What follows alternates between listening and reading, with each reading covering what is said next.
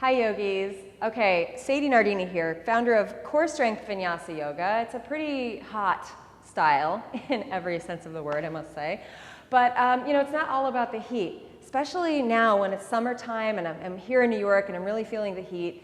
And I want to teach you a couple of poses that I use to cool down, to let my body stretch out, to kind of get away from the muscular work all the time, and also help to stretch the connective tissue. So these would be more yin postures or more cooling postures to stretch around the spine and the joints. Not a big stretch like we're used to, right? But just a little tug, a little stimulation, so our energy stays up, but our body calms and cools down. These are great poses, whether you are done with a hot practice and just want to chill, whether you don't need a practice today, you're exhausted and you want restoratives, or so many other moments in your life when you just want to chillax for a second. Great for avoiding reactivity, great for insomnia and detoxification, to really let your body rest and digest. Okay, so one of my favorites is this little supported Shavasana. So sometimes I call it supported Shavasana because you can rest here in your final resting pose. Feet wide, knees together, and the block is here underneath the sacrum, right at the center of the hips. So the low back is too high. That's not going to feel great. It will kind of pop you up like that. So right at the hips. And then your low back can pour off the spine and get some traction. Then I'm going to wiggle my shoulders and my head away from the block a little bit. So it pulls my sacrum and tailbone down, and then the low back gets a lot of space. And you can breathe anywhere. The arms can come up and rest. Just breathing in slowly through the nose and breathing out again.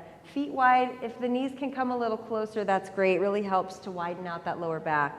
So you can stay in each of these poses as little or long as you want, but I find they're really effective around the 3 to 5 minute mark. I know that's a lot, but when you can, do. All right. And then from here, press the hands down, bring the feet together, and we'll try a supported shoulder stand. So this is great. I don't practice shoulder stand personally. It tends to really flatten my neck curve. It doesn't feel comfortable for my body.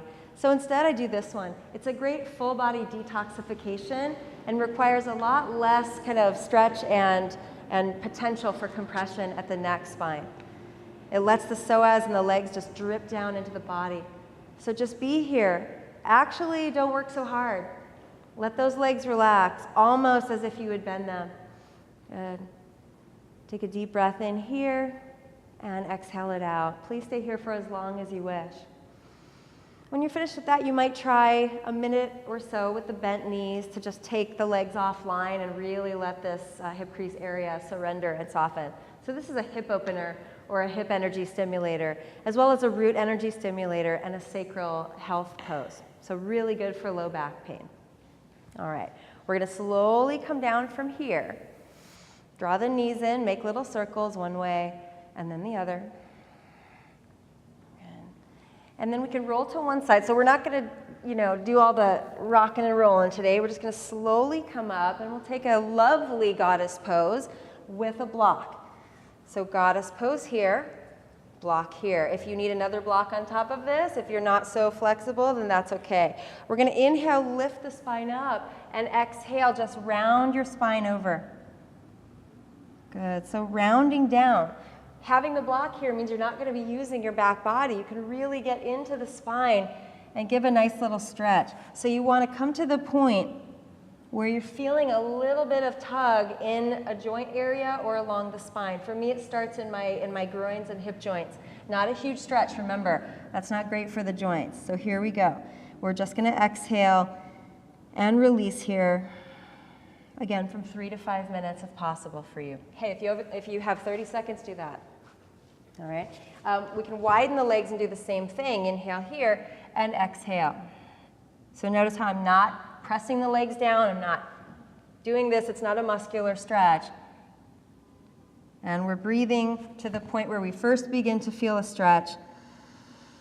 And you feel comfortable enough also to let the central nervous system calm down as you breathe. So there shouldn't be the aggro feeling here. And the last pose, don't know if you knew you could do this in Shavasana, but you can, belly Shavasana. Oh, nice, protected, cooling. And it really allows you to release with the safety of your front body being nice and held by the floor. So we just inhale and exhale through the mouth. Sigh it out, relax more. Be on this side for 1 to 3 minutes, and then turn the head and take it on the other side.